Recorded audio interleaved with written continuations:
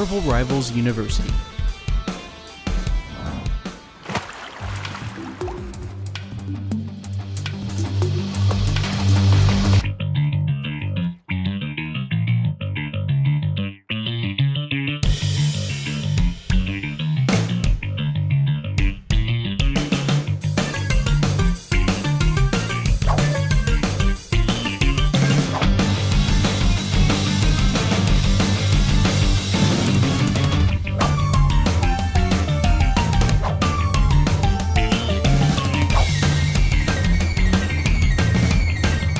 Ese culo bota caca.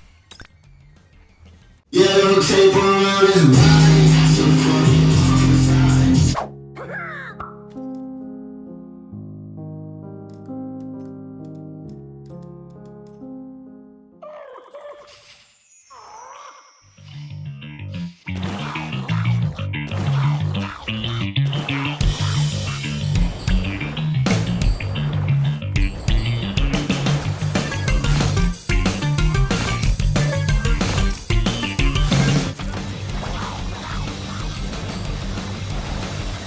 That's so good. Just go off with me. Or not. Dude, you're go! Come on, man!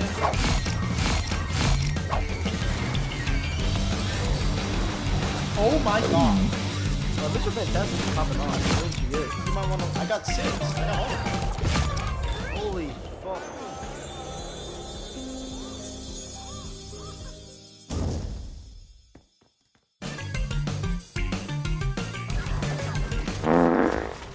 Bruh.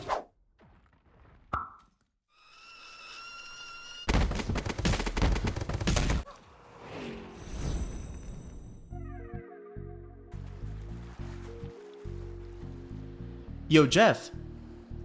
Over here. Behind you. The other way. There you go. Are you booty and trying to get better? Well, then you came to the right video. Hey guys, thanks for clicking on this video. I hope you guys enjoyed that goofy intro. Now, this is a Jeff guide, and I understand Jeff is a very easy character, but let's be real, he's not exactly meta right now. So an in-depth guide like this one could actually help you guys climb the ranks with the shark we all know and love. Now, why did I choose Jeff as my first character? I plan on making multiple of these, and picking an easy character like Jeff first allows me to focus on other important topics like positioning, ability and ult management, game sense, and team comps. Secondly, even though I consider myself a flex player, I am still a Jeff main at heart. He is my most played character, so that's another reason. Well, with all that being said, I think it's finally time to hop into the education and start with Jeff's abilities. Jeff's kit is really simple. You have his primary fire, Joyful Splash, you have his right click, secondary shot, you have his bubbles, and then you have his dive. First, let me start with 2 ability combos you should get down from the get-go if you want to play Jeff. For the first combo, all you want to do is alternate between your primary and secondary shot. This allows for very efficient damage output, and due to the knockback, it really feels like you're controlling your enemy. The second one is probably the most used Jeff combo. It's using your bubble and your dive to get out of a sticky situation. To get a better grasp of his abilities, let's look at his F1 menu. We start with his primary fire, Joyful Splash. Since the rework, it now does damage to enemies as well as heals allies. Meaning, the more people in Jeff's line of fire, the more efficient he is as a character. The next ability I want to talk about is his healing bubbles. Since the rework, there are 2 major differences. First, Jeff only has 3 out of the 6 charges he used to have, so you need to be more efficient with that. And second, instead of instant health, it does healing over time. It is still pretty powerful when combined with his M1, so just make sure you save that for when your team is low. Quick tip, if your team is ever too spread apart like these bots here, you can always throw a bubble in the middle and hit it yourself. The next ability is one of the changes he got alongside with his bubbles, and it's his Aqua Burst or his secondary fire.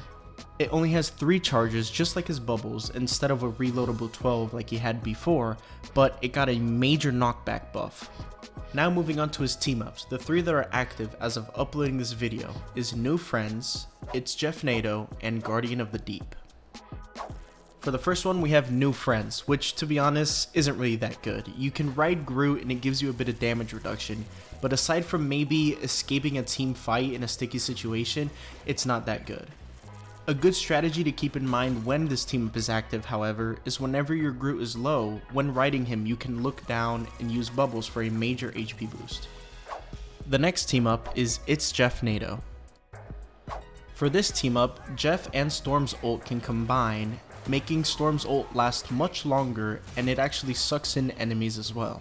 It does make Storm's ult quite deadly, but I don't see it being used that often. For the last team up, we have Guardian of the Deep, which in my opinion is his best team up as of now. When using this team up, you link yourself with your allies and provide continuous healing. At the end of the ability, the healing that wasn't outputted turns into bonus health. Jeff's forte is already close quarters with his team, and this ability matches that playstyle perfectly because you can link yourself with your entire team if done correctly. Now that we have a good understanding of Jeff's kit, I think it's time to move on to our next topic and start working on our game sense.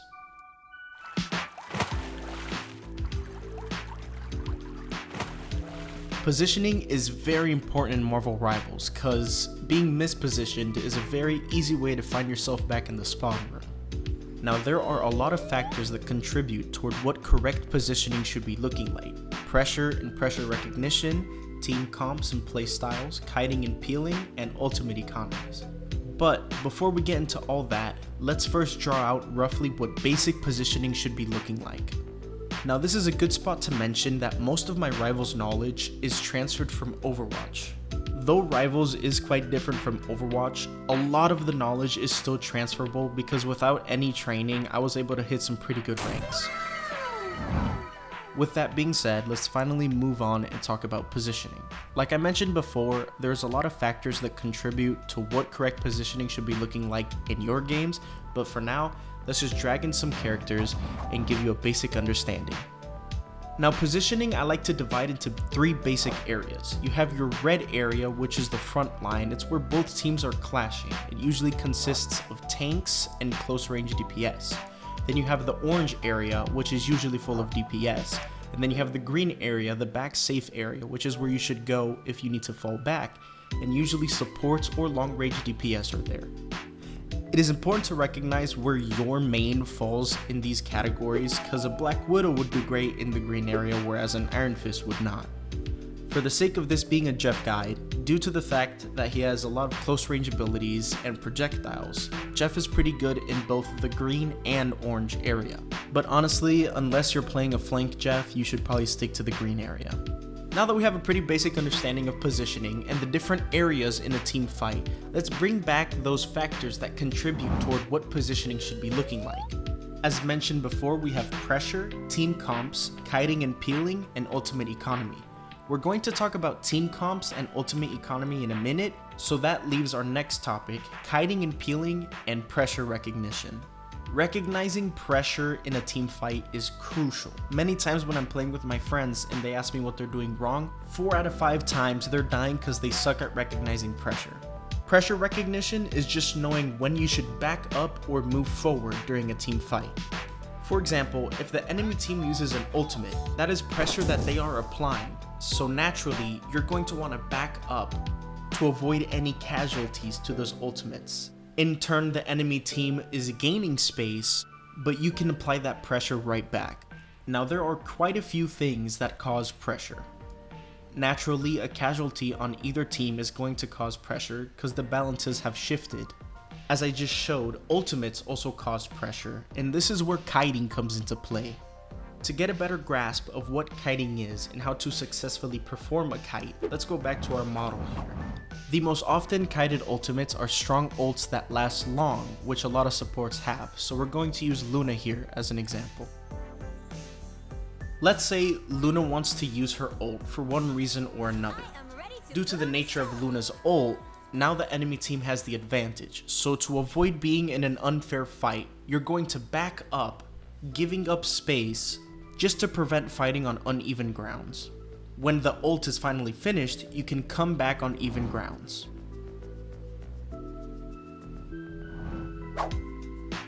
Let's bring back that list of things that cause pressure. We already talked about eliminations, as well as the use of ults and what kiting is. This next one is pretty simple to understand. It's simply when you take a lot of damage. When there's a lot of damage being dealt, in order to not die, you're going to feel that pressure and back up. The next one is when a teammate is being contested, and this is what peeling is.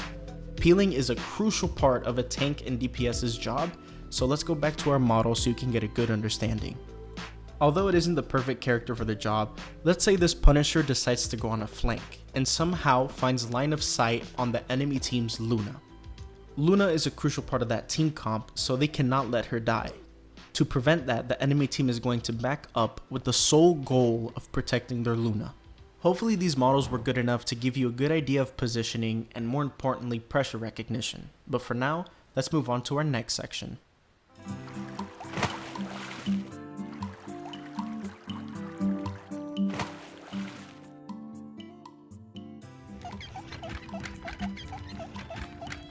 Now, what is a team comp? A team comp is a strategically selected group of characters that work well together through synergy, combos, team-ups, or a specific strategy.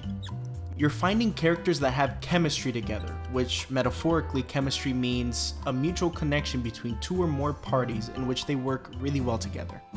Despite how different many characters may seem, believe it or not, all the characters in Rivals fall into the three main comps. You have Brawl, Dive, and Poke. Now let's define them, starting off with Brawl. Brawl is very close range and sustain heavy characters that thrive in prolonged scrappy fights to control space. Since they shine close up, it is very difficult to enter Brawl's area. Aside from Doctor Strange and Mr. Fantastic, another great example of Brawl would be The Thing. Moving on to Dive. Dive is a fast, aggressive team comp that quickly jumps on high-value targets, often supports, using powerful mobility and burst damage. In Rivals, it is no secret that there are a bunch of characters with cracked movement, so a well-put-together Dive comp is really hard to counter. Aside from Venom and Spider-Man, another powerful example of Dive would be Black Panther. Last but not least, Poke is a long-range team that chips away at enemies from a distance for picks or openings before committing to a fight. They like to keep a safe distance from the enemy team, baiting out resources, time, and focus while finding an opening to attack. Aside from Magneto and Adam Warlock, another great example of Poke would be Hawkeye. Now, I placed these little team comp icons in this order for a reason, and that is because typically, and I emphasize typically, Brawl beats out Dive, Dive beats out Poke, and Poke beats out Brawl. If you go back a couple seconds to look at the definitions of each team comp, it does make sense. A strong close quarters Brawl should beat out quick characters that overextend. High damage quick characters should beat out a spread out Poke, and a long range Poke should beat out a close range Brawl. It's very easy to understand if you imagine it as rock, paper, scissors.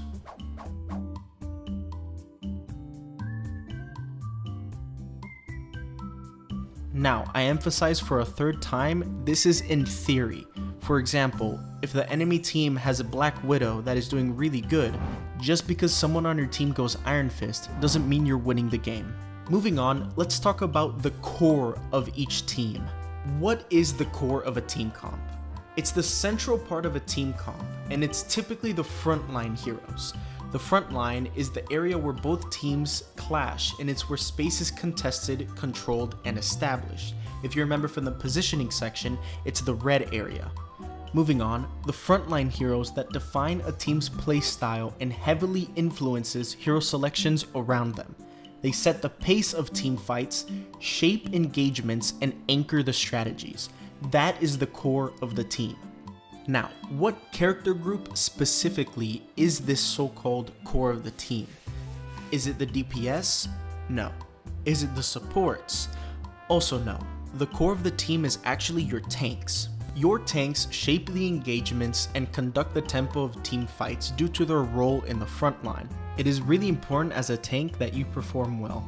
Moving on, let's talk about factors that contribute towards what the correct team comp is in your scenario. First, we have meta. Hypothetically, let's say that Marvel Rivals gets a brand new patch, and Poke gets a nerf, or perhaps vice versa, Dive gets a pretty good buff. Since Dive beats out Poke, typically, that just makes Poke a bad comp for that season.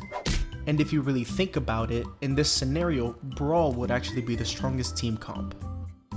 Moving on to our next factor, we have counters. If they have a really good Iron Man or Ultron, it would probably be a good idea to get a Punisher or Hela going on your team. However, sometimes counters aren't that obvious, and every now and then you're gonna get a game where you press tab and you think you're doing good, but somehow you're just losing the game. In that scenario, you might want to mirror, which is simply picking the exact same characters as the enemy team. Often, if you don't know what's wrong in your team comp, mirroring will work, because at the end of the day, if you have the same tools, it comes down to sheer skill. Next, we have maps, which is pretty self-explanatory. A long-range map is good for Poke, a close-range map is good for Brawl. In addition, on maps where the point is constantly moving, Dive is pretty strong because the enemy team's position is always changing, allowing for many opportunities to dive targets. And for obvious reasons, domination maps are pretty strong for Brawl comps.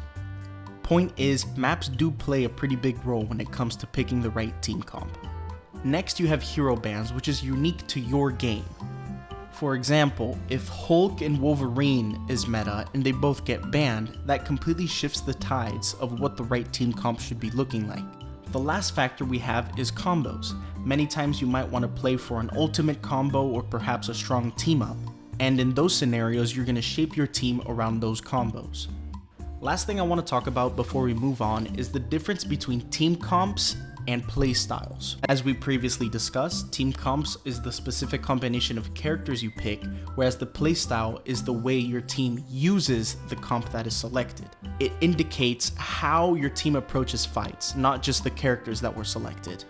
When doing research for this video, I saw a bunch of other videos that said there was a bunch of different team comps when in reality the main three is Brawl, Dive, and Poke, and they were just listing playstyles.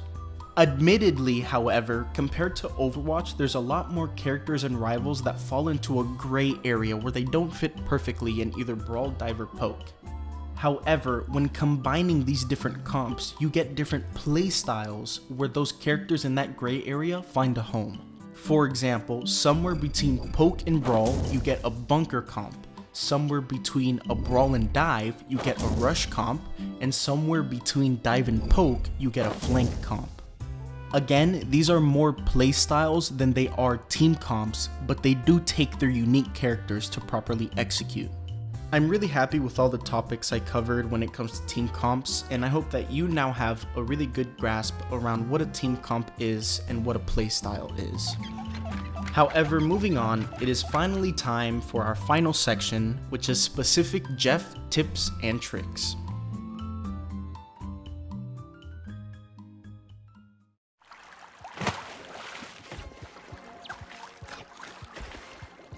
Starting off quickly, our first tech is Jeff's reload cancel.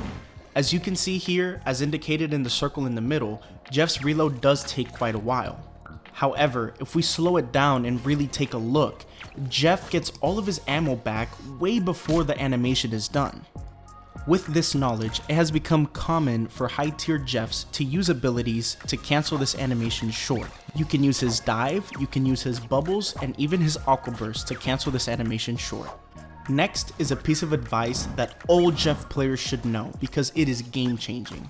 As you can see, Jeff's resurfacing animation is quite lengthy, but you can completely cancel it by using abilities instead. This first example is not using an ability to resurface, and this second example is much quicker. Next is a tech that I often use that I don't see enough Jeff players using.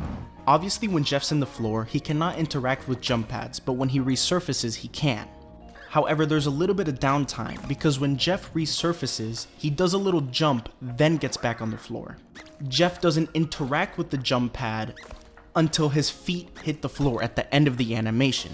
However, you can completely evade this by reloading instead. Combining it with the reload cancel, you can get really fast at basic things, setting you apart from other Jeff players. The next tip I have for you is manage your abilities well. Jeff only has 3 charges on his bubbles, but he can actually lay up to 5 before they start despawning. With this knowledge, every now and then when you're in a team fight and you notice that you have all your bubbles, Lay a few around so your team can use them as health packs if they need it. But keep in mind that Jeff is a common dive target, so make sure you always keep at least one bubble for yourself. The exact same rule applies for Aqua Burst. Ever since it got its knockback buff, it's really strong when you're getting dove in. However, if you have all your shots in your mid-fight, don't be afraid to launch a few. Also, a quick tip, you can actually influence where you knock back your enemies depending on where you hit them. It's hard to focus on that mid-fight, but if you can, it's really strong.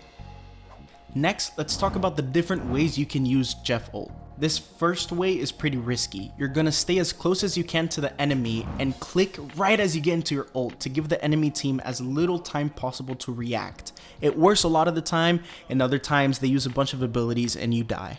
So be smart when you use your ult this way. For this second method, you often don't intend to do it this way, but it's pretty much the opposite of the first method. You're going to wait to the last second to find a good opportunity. You'd be surprised how many times teams scrunch back up together if you're just patient. This next method is really hard to time, but it is pretty powerful. It's using Jeff's ult defensively. If you see your team is low or perhaps an ultimate is coming, you can eat your own team members to heal them back up and give them shield. In the meantime, you can also place them in a safer position. Now these next two both have to do with countering or baiting out ultimates and abilities, but the first one I rarely use, yet the second one is the one I use the most often. Now we know that there are dozens of abilities that counter Jeff's ultimate, whether it's Hulk ult, Magneto ult, or Magneto bubble, Hela's fly, Namor's bubble, support ults, it doesn't matter, there's a ton.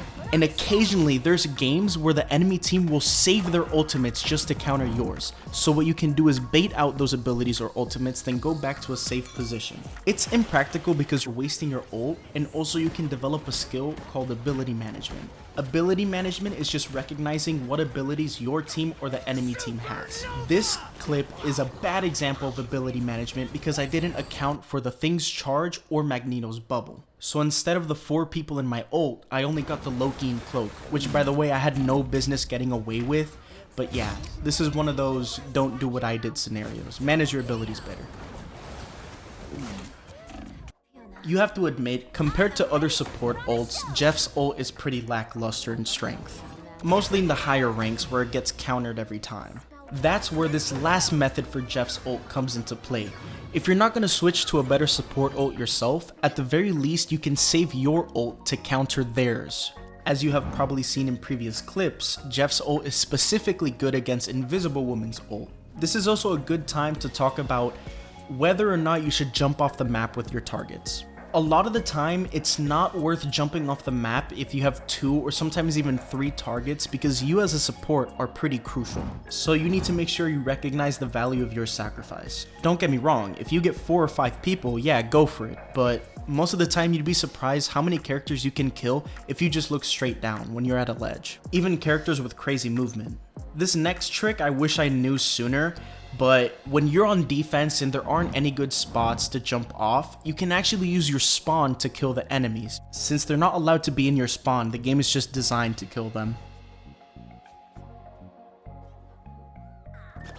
For the last tip, use Jeff's movement. He has a basic kit, but he was blessed with great movement, so use it.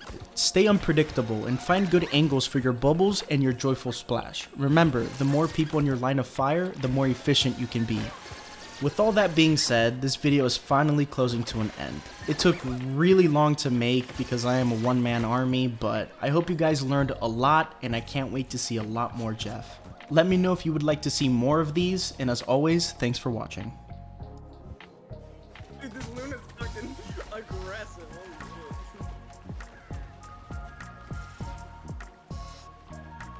Hey, I can't be your man. Hey, she a fucking fan. Hey, I can't be your man.